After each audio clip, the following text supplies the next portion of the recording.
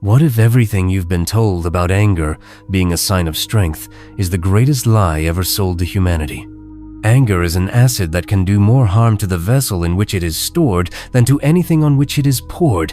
These words from Mark Twain pierce through centuries of human delusion, exposing a truth so uncomfortable that most people spend their entire lives running from it. We live in a world that worships the spectacle of rage, that mistakes volcanic eruptions of emotion for displays of power, that confuses the capacity to destroy with the ability to create. But here's the twisted reality. Every time you lose control, every time you let anger hijack your consciousness, you're not demonstrating strength, you're broadcasting your weakness to everyone watching. You're announcing to the world that you can be manipulated, controlled, and defeated by the simplest of psychological tactics. The ancient Stoics understood something that modern society has forgotten in its obsession with emotional authenticity and letting it all out. Marcus Aurelius, commanding legions and governing an empire, wrote in his private journal, "Do not let yourself be carried away by the impression of anger, but remember that to be swept away by passion is unmanly." This wasn't just philosophical musing. This was strategic wisdom from a man who understood that empires are built and destroyed in the space between stimulus and response. Consider the psychological architecture of anger. Neuroscientists have discovered that when we're enraged, our prefrontal cortex, the seat of rational thought, creativity, and strategic planning, literally goes offline. Blood flow redirects to the amygdala, our reptilian brain, transforming us into prehistoric creatures operating on fight or flight instincts. In that moment, we become predictable, manipulable, weak. Professional athletes know this secret intimately. Muhammad Ali didn't just float like a butterfly and sting like a bee in the ring, mastered the art of psychological warfare outside it. His pre-fight antics weren't random displays of ego.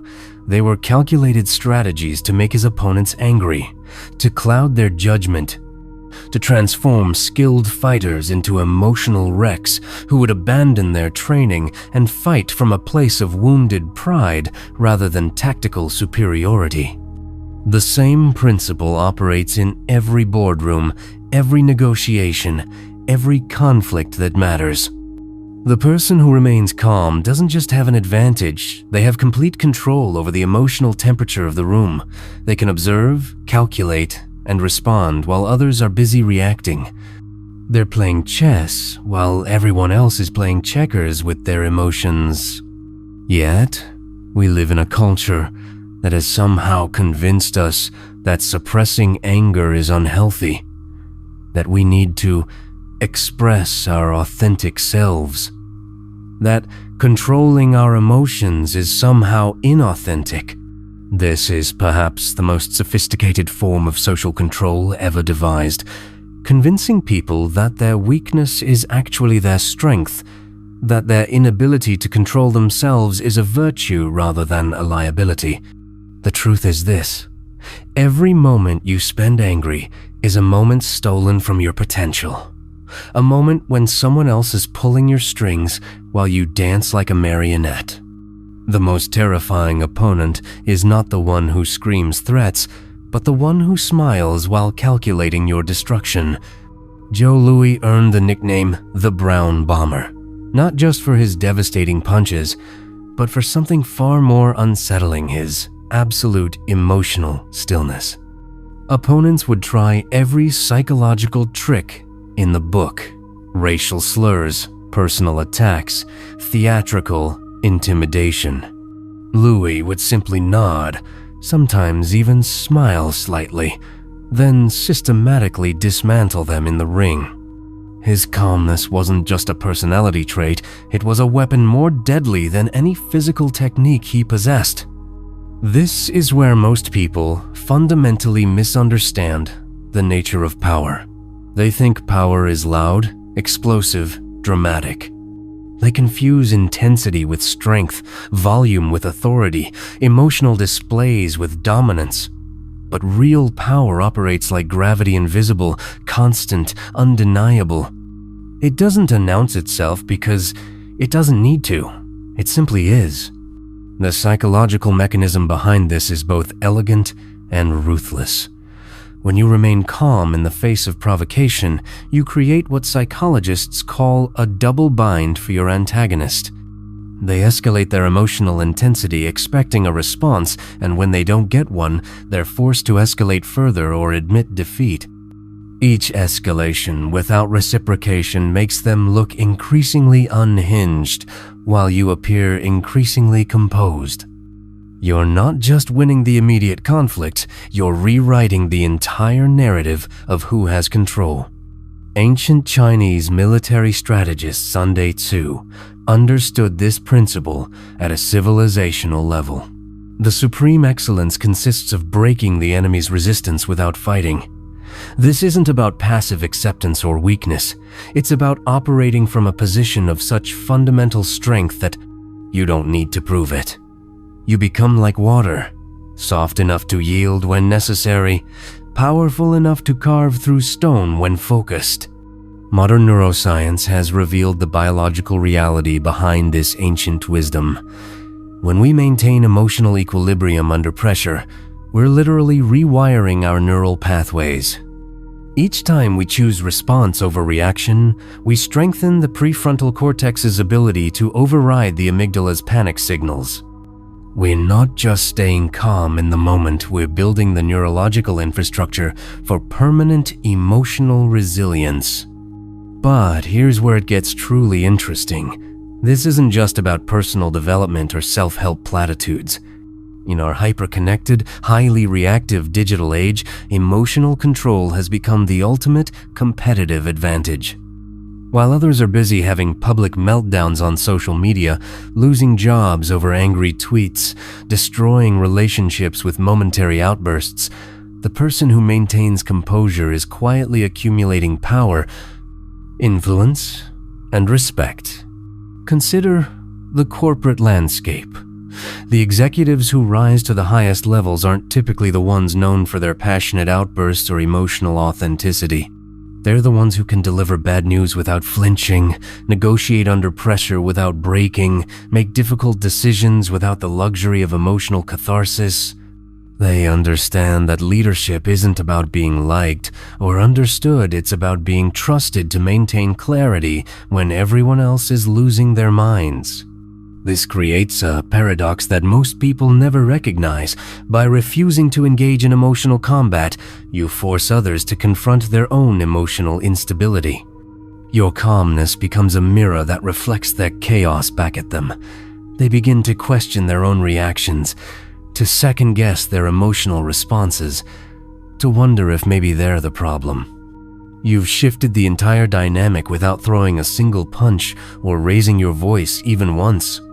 The person who cannot be provoked, cannot be controlled, and in a world obsessed with emotional manipulation, this makes them essentially invincible. What if the most radical act of rebellion in our emotionally manipulated world is simply refusing to react? We live in an age of manufactured outrage, where algorithms are specifically designed to trigger our anger, where media profits from our emotional volatility, where political systems depend on keeping us perpetually enraged. Every notification, every headline, every social media post is crafted to hijack your amygdala and turn you into a predictable consumer of chaos. In this context, emotional control isn't just personal development, it's an act of cognitive warfare against systems designed to control you. The conspiracy runs deeper than most people realize.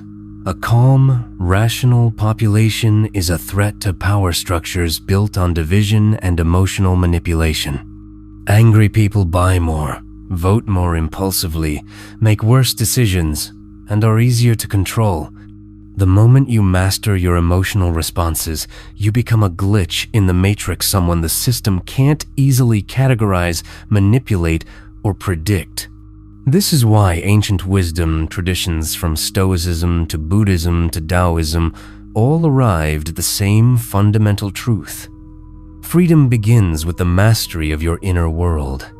Marcus Aurelius wasn't just writing philosophy when he declared that the mind that achieves nearness to freedom from passion also achieves nearness to strength.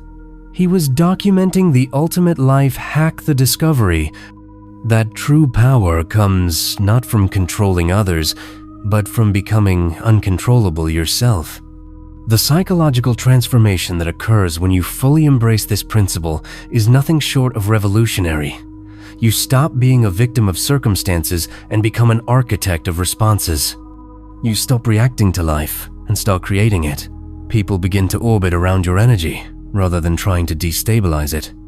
You develop what can only be described as gravitational presence, the ability to influence situations simply by remaining centered while chaos swirls around you. But here's the final twist that most people miss. This isn't about becoming emotionally numb or disconnected.